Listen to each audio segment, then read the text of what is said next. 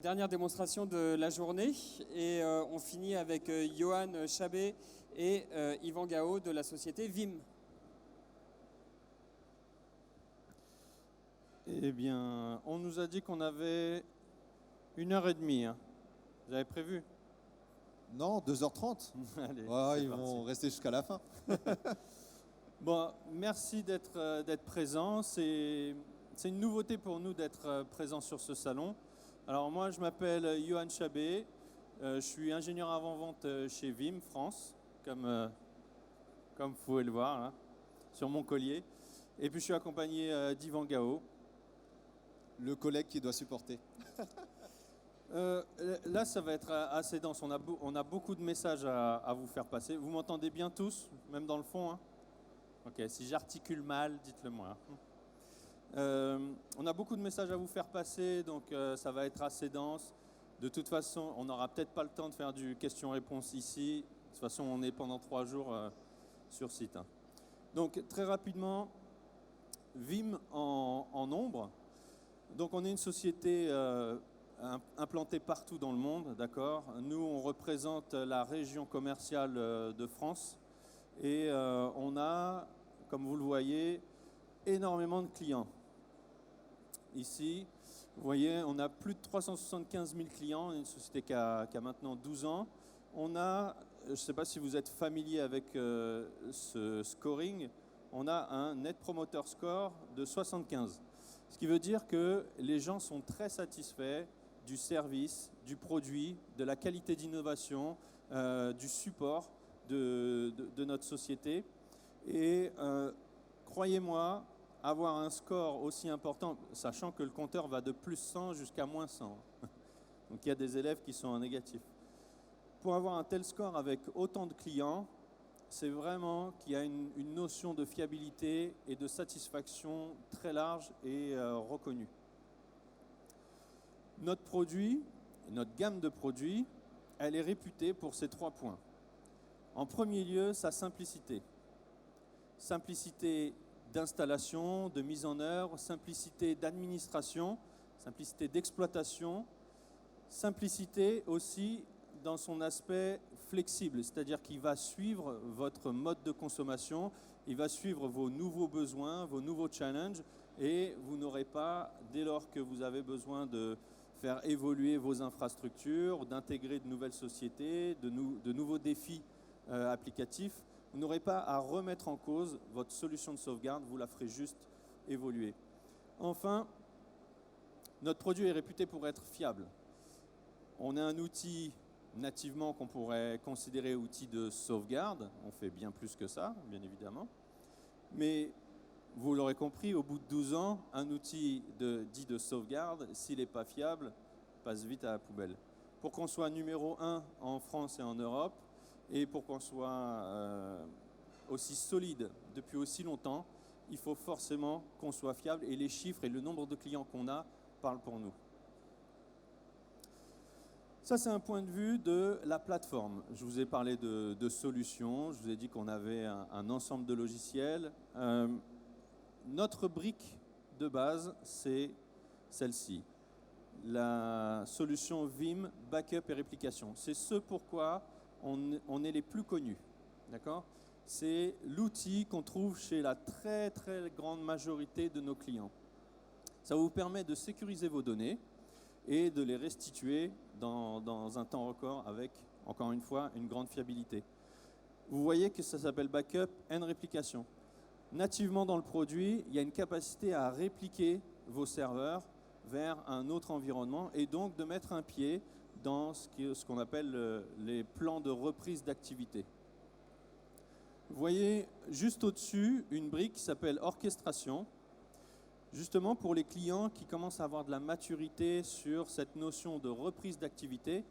On va être en mesure de leur offrir un service complémentaire pour aller beaucoup plus loin. On le verra un peu plus loin dans les slides, mais pour aller beaucoup plus loin dans la capacité de reprise et le test de cette capacité de reprise d'activité. Enfin, tout en haut, vous voyez la partie Monitoring and Analytics. Ça se matérialise par un produit qu'on appelle Vim1 chez nous. Encore une fois, un produit complémentaire qui va vous apporter de la visibilité sur votre infra virtuelle, mais également sur votre infra de backup, avec la possibilité de coupler les informations. Vous voyez qu'on a un produit qui est ouvert. Historiquement, on était connu pour la sécurisation des environnements VMware Hyper-V. Vous voyez qu'on a étendu aux environnements physiques, les serveurs Windows, les serveurs Linux, les applicatifs type Oracle, SAP, les environnements SaaS, Office 365, et puis puisque je vous ai dit que nous suivions l'évolution du mode de consommation de nos clients, de plus en plus, on va proposer des sécurisations dans les environnements cloud.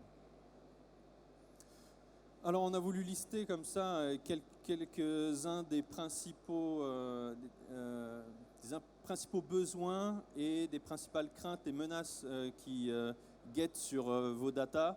Donc, on a en premier lieu effectivement les désastres accidentels, les désastres naturels.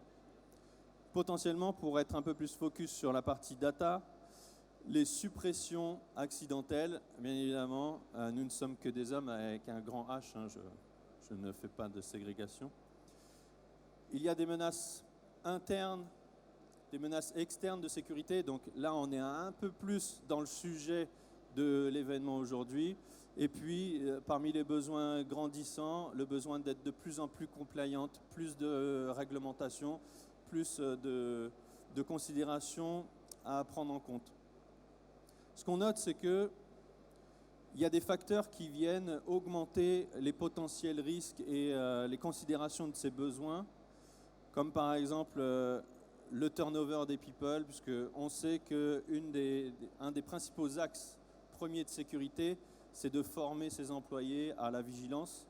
Le turnover peut être un élément qui vient impacter les risques potentiels, notamment sur les risques potentiels en interne, en externe, puisque les nouvelles personnes, forcément, ne bénéficient pas de la confiance qu'on peut avoir auprès du personnel qui est dans l'entreprise formé et loyal depuis longtemps. Le besoin d'avoir des compétences mises à jour très fréquentes avec le fait qu'il y ait de plus en plus de types de menaces, de plus en plus de produits pour se les défendre. Le besoin naturel d'être hyper connecté, hyper profitable, l'évolution des nombres de règles qu'il faut mettre en œuvre, donc on alourdit potentiellement la lourdeur des process et toujours, malheureusement, des budgets qui sont revus à la baisse. Alors, de notre point de vue, mais c'est quelque chose qu'on partage avec toutes les personnes avec qui on échange ici, de notre point de vue, ce n'est pas une question de savoir si on va être attaqué ou non, si on va tomber ou non. La vraie question, c'est de savoir quand. Et pour nous, et pour moi, la vraie réponse, et la seule réponse, alors n'y voyez pas de lien avec le fait que... Ah, c'est pour ça que tu m'as fait venir ici. Hein. Il faut bien que je justifie. La seule réponse, c'est ce proverbe qui dit que si tu tombes 7 fois, relève-toi 8. Notre outil a clairement cette philosophie de vous permettre d'anticiper votre capacité à vous relever d'une attaque. Parce que tôt ou tard, croyez-moi, je ne vous le souhaite pas, mais croyez-moi, vous aurez des problématiques pour lesquelles Vim saura vous aider. Alors, on peut se demander, pourquoi Vim? Qu'est-ce qu'ils font ici? C'est le fixe, c'est la sécurité, mais pourquoi Vim? C'est la première fois qu'ils ont un stand. Voilà, on va aborder plusieurs points. On va vous donner déjà quelques petits indices sur les éléments qui nous amènent à penser qu'on est pertinent dans ce type d'événement. Lorsque vous subissez une attaque ciblée, bien souvent, elles vont commencer par essayer d'attaquer et de corrompre vos données de backup pour qu'ensuite, lorsqu'on vient attaquer les données de production, il n'y ait pas cette première capacité de réponse qui est la restauration. Donc, sécurisez les espaces où vous allez stocker vos données, voire masquez-les. Les catalogues de backup sont, de notre point de vue, un SPOF, c'est-à-dire que cet élément unique dans une infrastructure, si elle est attaquée, va venir nativement corrompre l'ensemble de vos données. C'est-à-dire qu'elles ne seront plus exploitables. Donc, faites-nous confiance. Ne pensez pas qu'avoir un catalogue de sauvegarde est une bonne chose. Au contraire, d'un point de vue sécuritaire, ça ne l'est pas. Les RTO, le temps que vous allez mettre pour restituer un service à votre entreprise suite à une attaque ou une problématique, ça pour nous, c'est vraiment la clé. C'est un des éléments que chacun d'entre vous qui avait une considération de sauvegarde et de restauration met sur la table quand on discute avec les équipes métiers. Soyez sûr, en tout état de cause, de pouvoir l'honorer. Les réplications et les snapshots, c'est bien, mais ce ne sont pas des sauvegardes. Ne soyez pas floués, ok ? Il y a plein d'éditeurs ou de constructeurs qui vont vous dire « Ok, faites confiance à ça, c'est un très bon complément, ça répond à beaucoup de use cases, mais ça ne fait pas tout. Okay ? Ne vous appuyez pas exclusivement sur ce type de solution. » Alors comme on a beaucoup de choses, et puis comme je n'ai pas envie de vous lasser avec ma douce voix, on va se partager un petit peu les points, non pas parce qu'on a envie de faire un jeu de rôle médiocre, hein, mais juste parce que moi ça me permet aussi de contrôler le temps et puis d'être un peu plus dynamique. Alors, on a parlé justement de la problématique du catalogue, qui était justement un point faible dans une solution de backup. Et justement, Veeam va vous proposer une réponse à cela. Donc, Veeam ne possède pas de catalogue. En fait, lorsque vous allez faire une sauvegarde, nos fichiers sont autonomes et vous allez pouvoir, par exemple, si votre console est attaquée, réinstaller une nouvelle console, rescanner les backups et puis pouvoir restaurer les données. Et après, il y a une autre utilité aussi, enfin une autre possibilité, c'est d'utiliser notre extracteur de données pour pouvoir restaurer la donnée. Donc vos données sont sécurisées, vous pouvez le mettre dans un emplacement sécurisé et vous pouvez le restaurer quand vous voulez. La deuxième, voilà, j'en ai parlé, c'est par rapport à l'autonomie du backup, c'est que les fichiers sont autonomes et vous pouvez le mettre où vous voulez, tant qu'elle est répliquée. On va parler des règles de best practice, des bonnes pratiques. Donc c'est la règle du 3-2-1. Donc pour sécuriser votre environnement de sauvegarde, donc il faut respecter la règle des 3-2-1. C'est quoi? C'est 3 copies de la donnée sur 2 médias différents, dont une externalisée. Et donc on a le petit 0 pour dire que Veeam va pouvoir restaurer la donnée dans un environnement isolé et on va pouvoir tester les backups pour vérifier qu'elles sont restaurables à tout moment. En effet, Voilà. On va voir ça un peu plus en détail. Pour pouvoir vous proposer une capacité à restaurer et à tester vos restaurations, on a mis au point il y a quelques années, donc c'est une technologie qui a été brevetée, reprise par nos concurrents, qui s'appelle l'Instant VM Recovery et qui va vous permettre de venir enregistrer une VM sur votre infrastructure de production à partir du stockage de backup. Donc très clairement, cette VM, elle tourne alors qu'elle est hébergée toujours sur votre stockage de backup. Ce qui fait que cette VM et votre service, donc, il peut être up and running en, disons, 2 minutes plus le temps du boot de la VM. Alors que, admettons que ce soit une VM de 2 Tera, il aurait fallu, en toute logique, en premier temps, faire la restauration et après démarrer la VM. Là, on inverse les choses. On va vous permettre de démarrer la VM tout de suite. Si la VM est dans l'état souhaité, alors vous allez pouvoir, à chaud, déplacer la donnée vers le stockage de production. Ça, c'est une fonction qu'on appelle Instant VM Recovery et c'est la base de beaucoup d'autres fonctionnalités avancées qui vont nous permettre d'être beaucoup plus sûrs en termes de qualité de restauration. Cette capacité à faire de l'Instant Recovery, on va aussi la développer pour permettre, par exemple, de faire une sauvegarde d'un serveur physique avec un agent et la restaurer en instantané en VM. D'accord ? Donc, ça vous offre une capacité de disaster recovery par rapport à une machine physique. Jusqu'à maintenant, la solution, c'était soit de remonter une machine, faire une restauration en bare metal restore. Là, on va vous permettre de faire une conversion à chaud et de pouvoir remonter votre service extrêmement rapidement. En termes de sécurisation de votre restauration, on a des fonctionnalités. La première qui s'appelle Secure Restore, qui va nous permettre de soumettre la donnée à restaurer à un système antivirus avant de la renvoyer en production. On voit également la capacité à isoler des données avant de la restaurer pour pouvoir éventuellement la manipuler et être certain qu'on va remettre en production une donnée dans l'état attendu. D'accord ? Et ne pas remettre en production et ensuite manipuler la donnée.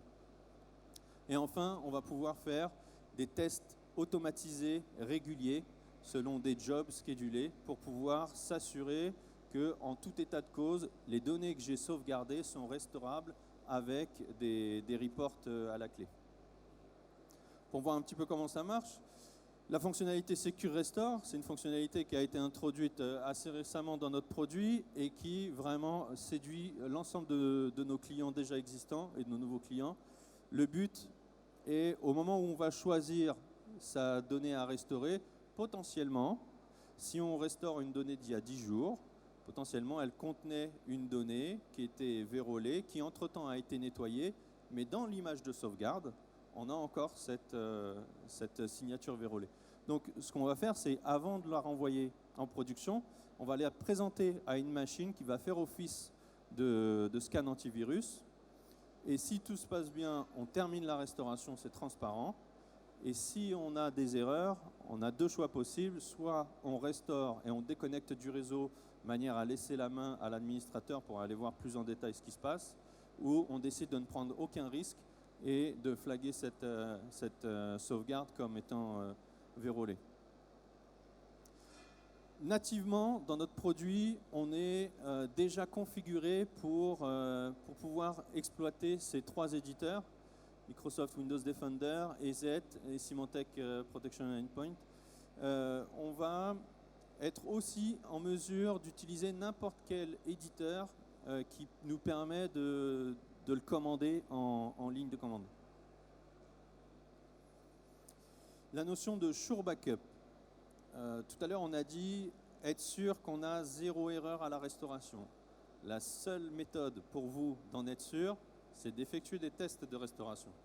Donc là, on va mettre en place des jobs automatisés qui vont tester le bien fondé de nos restaurations. Donc on va avoir ici un environnement réseau isolé. On va faire toujours sur la base de l'instant de VM Recovery que je vous ai montré tout à l'heure. On va monter une ou plusieurs VM dans cet environnement isolé. On va effectuer des tests et envoyer un report. D'accord ? Ce qui est bien, c'est que cette fonction qui est automatisée, on peut aussi la coupler avec ce qu'on a vu juste avant, le Secure Restore. Ça veut dire qu'en avance de phase de cette première restauration, la donnée aura été scannée par potentiellement un autre éditeur antivirus. D'accord ? Alors, on va vous parler d'une nouvelle fonctionnalité qu'on attendait sur le catalogue de Vim.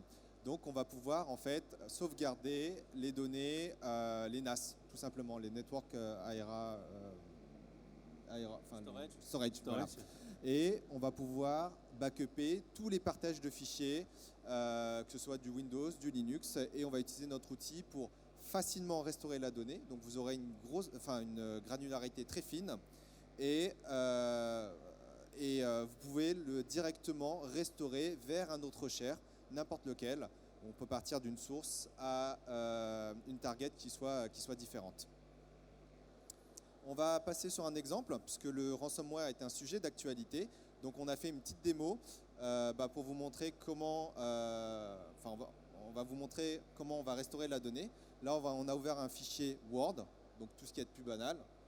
Les caractères sont en clair. Et là, on va utiliser un script pour pouvoir en fait chiffrer la donnée.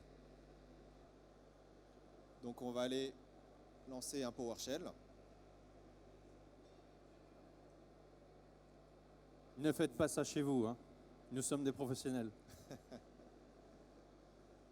Donc voilà, le script a été lancé et vous voyez la date. En fait, on est passé du 16 mai au 21 mai. Et là, quand on ouvre le fichier, Johan, ce n'est pas des caractères chinois, c'est bien des écritures de ransomware. Donc le premier réflexe, faut ouvrir tout simplement la console Vim. Et là, on va aller pouvoir restaurer directement la donnée avec les options de granularité possibles. Donc on a trois possibilités. On peut restaurer l'entièreté du share, on peut restaurer un fichier individuel, mais dans notre cas, on va pouvoir restaurer en faisant un rollback, c'est-à-dire qu'on peut choisir le moment où on peut restaurer le fichier. Donc on ouvre les options, tout simplement. Là, on va choisir la source. Donc ça, c'est tous les fichiers qui ont été chiffrés. Et là, sur la barre du haut, on peut revenir dans le temps. Donc là, on va choisir la destination. Donc on peut choisir d'une source à une target différente. Et là, on va décider aussi de conserver les permissions. Là, vous avez une petite case à cocher. Bon, c'est passé assez rapidement. Et là, ça va prendre vraiment quelques secondes. Le but là, c'est vraiment de se dire, et regardez bien la date. On a créé un scénario qui va vous permettre de rapidement revenir à un état de consistance de votre partage de fichiers. On passe du 21 mai au 16 mai, donc on est revenu sur le fichier d'origine avant l'attaque ransomware. Et donc, quand vous ouvrez le fichier, on a restauré la donnée. Enfin, on peut se rétablir facilement d'une attaque ransomware. Voilà, on a gagné. Alors potentiellement, vous auriez pu, si vous utilisiez un de nos outils complémentaires qui s'appelle Vim1, vous vous souvenez, c'était le bloc qu'on avait tout en haut, monitoring, ce qui vous apporte de la visibilité. Vous auriez pu faire appel aussi à cette alerte, Possible Ransomware Activity, qui va en fait venir surveiller différentes remontées d'informations, le taux d'écriture, la consommation CPU, RAM d'une machine. Et s'il s'avère que c'est un comportement qui est anormal avec tous ces éléments concomitants, alors on va pouvoir vous envoyer cette alerte en disant « Il nous semble qu'il y a quelque chose d'anormal ». Alors on ne vérifie pas si c'est réellement un ransomware, mais il y a des indices qui nous laissent à penser qu'il se passe quelque chose.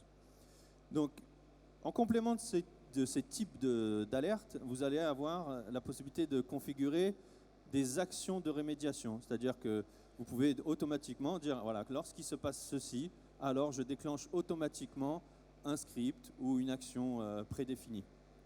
Et on a la possibilité avec Vim1 également, d'un point de vue sécurité, de traquer tout ce qui s'est passé. Donc voilà un peu à quoi ressemble la console Vim1. Donc vous avez une vue globale de votre infrastructure, c'est très graphique, avec vos alertes. Voilà le type d'éléments que vous pouvez configurer. Donc la consommation CPU, le taux d'écriture sur un data store, etc. Vous mettez du et ou du ou. Et des reports sur le tracking des changements d'objets, pour savoir qui a modifié quoi, puisque dans le cas où vous avez eu une attaque, il va falloir aussi comprendre ce qui a permis peut-être à l'attaquant de vous attaquer. On a également un report qui vient lister toutes les opérations de restauration. Vous saurez qui a restauré quoi, vers où, à quel moment. Les stockages. Alors, justement, on a toujours des recommandations à faire. Donc, on a 3 types de recommandations à faire pour justement vous protéger des ransomware. Donc, le premier, Vim adore les pingouins. Donc, on va vous proposer de créer justement un stockage avec un protocole Linux pour pouvoir en fait mettre vos backups à l'intérieur. Du coup, vous aurez un protocole différent de la production et ça va vous avoir on va dire un premier niveau de protection contre les attaques ransomware. La deuxième possibilité, c'est aussi d'avoir en fait des protocoles propriétaires sur des appliances de déduplication. Alors, c'est quoi une appliance de déduplication? C'est une machine qui va vous permettre de couper les données en petits morceaux et d'éviter d'écrire plusieurs fois la même donnée. Et l'objectif, c'est de vous faire économiser énormément d'espace. Donc, on va en fait utiliser les propriétés, les protocoles spécifiques, par exemple, de EMC, les appliances EMC, avec Data Domain. On va utiliser le protocole propriétaire DDBoost. On va faire la même chose avec HP, avec les StormOne et Catalyst.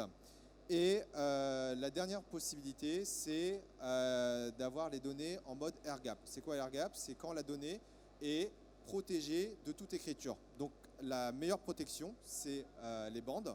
Donc une fois que vous avez écrit sur bande, vous externalisez la bande. On ne peut plus toucher à l'écriture. La deuxième possibilité qu'on peut considérer comme du air-gap, c'est le stockage immuable. Alors c'est quoi le stockage immuable? Donc Amazon le propose. Le stockage immuable, c'est tout simplement, vous écrivez votre backup sur du stockage immuable et vous définissez avec l'option Vim un nombre de jours, un nombre de jours où la donnée ne peut pas être écrite. On ne peut pas altérer la donnée. Donc ça va aussi vous protéger de l'interne aussi, c'est-à-dire que même l'administrateur, même le compte route, ne peut pas altérer la donnée. On a donc la possibilité, puisqu'on a parlé de cloud, on a également la possibilité d'extraire sa donnée vers des service providers Vim, donc des partenaires qui proposent du service Vim en complément des services de nos clients finaux, pour à la fois de l'externalisation de backup, mais aussi de la reprise d'activité potentielle. En parlant de la reprise d'activité, on avait vu qu'on avait une brique Orchestrator, où je vous disais qu'on allait plus loin dans la gestion d'un plan de reprise d'activité. On va pouvoir créer des plans qui vont être très détaillés, ordonnancés, avec la possibilité d'intégrer vos propres tests, par exemple vos propres scripts pour tester vos applications et vous assurer que dans le cadre du démarrage, la partie service est bien reproposée correctement. Au terme de ces tests, vous allez obtenir des documentations dynamiques personnalisées qui vont, entre autres, vous permettre de vous assurer que vos RTO, RPO sont toujours respectés. Alors, on va aborder très rapidement, et ça sera notre dernier point, un use case pour comprendre ces différents éléments. Donc, on a un client qui a donc fait sa sauvegarde avec Vim, sa sauvegarde de ses environnements virtuels, mais également de ses environnements physiques, avec éventuellement ses partages de fichiers. Dans le meilleur des cas, il a aussi pensé à externaliser ses données sur une robotique pour pouvoir externaliser ses datas. Peut-être qu'il l'a fait juste à des fins d'archivage, ou peut-être qu'il ne l'a pas fait. Peut-être qu'il a préféré utiliser l'externalisation vers un deuxième site pour faire donc une deuxième copie de sa donnée, voire de faire de la réplication pour prépeupler un environnement. Et s'il a une appétence pour le cloud, il a même pu envoyer une copie de ses données sur du stockage objet, avec potentiellement, comme Yvan l'a évoqué, à l'activation du stockage immuable chez Amazon. Mais qu'est-ce qui se passe si... Ah, pas de chance, c'est ballot. Son premier site brûle et puis en même temps, il n'a vraiment pas de chance. Le deuxième, il est inondé. Dommage qu'on ne puisse pas faire un lien entre les deux. Mais bon, je sais que c'est peu probable. Voilà un cas qui peut-être vous parlera plus. On a un CryptoLocker qui va se répandre sur tous les environnements qui restent online. Sauf que on a eu la chance, encore une fois, de penser à ce stockage immuable en environnement cloud qui vous permet de vous assurer que même un CryptoLocker, et même si la donnée reste en ligne, il ne pourra pas venir modifier cette donnée et vous empêcher de faire la restauration. Donc on a une dernière petite vidéo qui va vous permettre de voir. Donc là, on est dans le use case du client. Là, on a installé sur un laptop une version gratuite de Vim. On repart donc from scratch. On va redéclarer le bucket Amazon sur lequel on avait activé l'immuabilité, puisque on est certain que là, on va pouvoir repartir sur nos données les plus fraîches et dans un état consistant. On le redéclare. On va réimporter vos données. Pensez que tout ça, ça nous ramène à un des premiers points qu'on a évoqués. Nos fichiers de sauvegarde sont autonomes. D'accord ?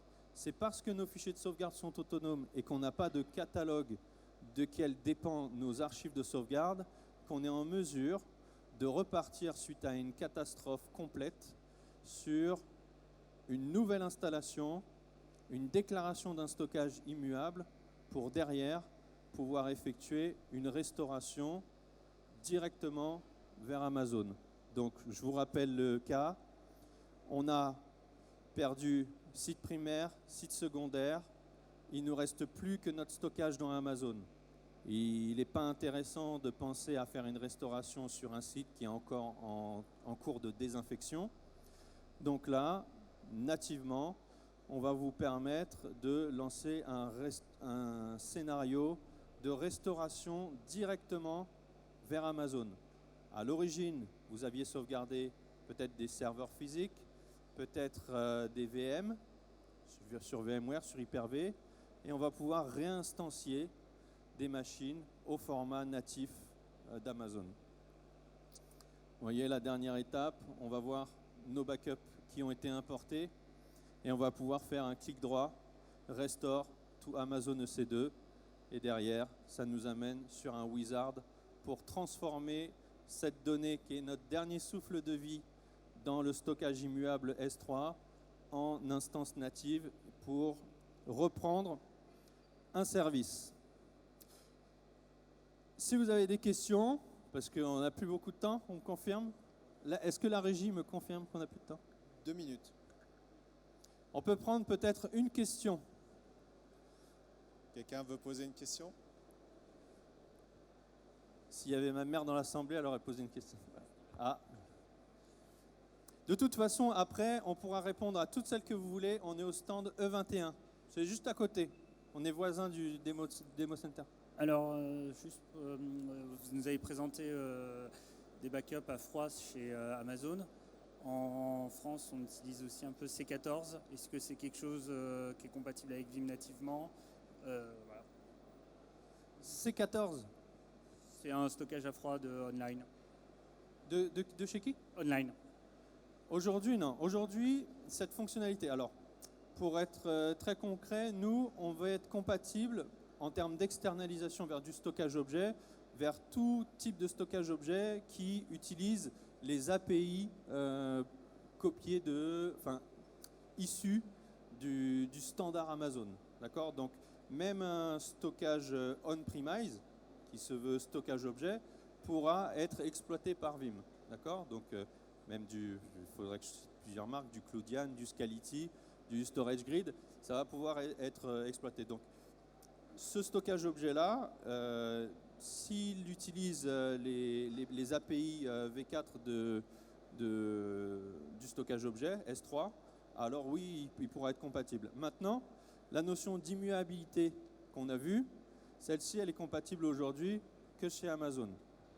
Il existe la fonctionnalité chez Azure, mais la façon dont il le propose ne correspond pas à la façon dont nous, on écrit. Et si jamais on l'activait, ça serait au détriment financier du client. Donc, tant que Azure ne nous offre pas un peu plus de flexibilité dans la façon d'activer cette option, on estime que ça représentera un surcoût trop important pour le client. Voilà. J'espère que ça répond à la question. Oui, ça répond à la question. Eh bien, super, on peut vous applaudir. Merci beaucoup, Johan Chabé et Yvan Gao. Donc, si vous voulez prolonger les discussions, vous pouvez aller les voir sur le stand E21. Et nous, on se donne rendez-vous demain matin à partir de 9h pour des nouvelles démonstrations. Un grand merci. Reposez-vous bien. Goodies, si vous voulez. Et il y a des goodies à Vim. Profitez-en. Longue vie au FIC et longue vie à Vim.